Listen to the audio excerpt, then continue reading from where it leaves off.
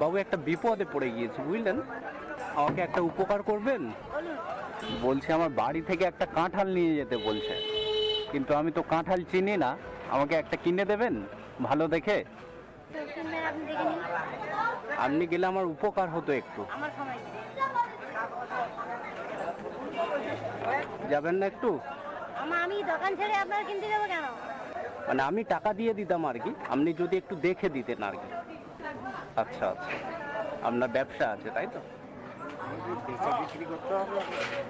আচ্ছা, মানে আমি ঠিক মতো চিনতে পারছি না বুঝলেন।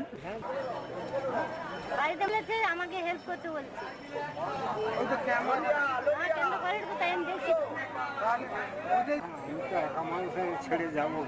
ঠিক আছে, না এইখানে দেখুন নেই তো কাঁঠাল। আপনি একটু চলুন না বাবু,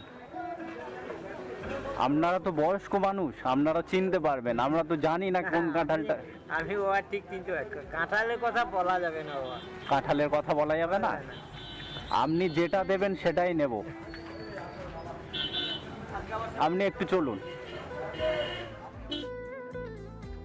ওজনটা যেমন তো আছে, এর কাবা কাবা কো হবে, কাবা কাবা কো হবে, এর রক্ষা করতে পারবো না, এত কোয়া বড় বড় হবে। দিচ্ছি, মোটামুটি ভালো হবে তো বাবু? হ্যাঁ হ্যাঁ একদম ভালো হবে। 230 টাকা দাও। হ্যাঁ 230 টাকা। ও বাবু, বাবু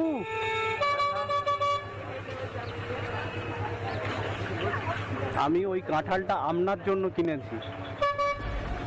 না না না, এটা নিতে হবে আপনাকে বাবু, এই কাঁঠালটা আপনার জন্য কিনেছি আমি।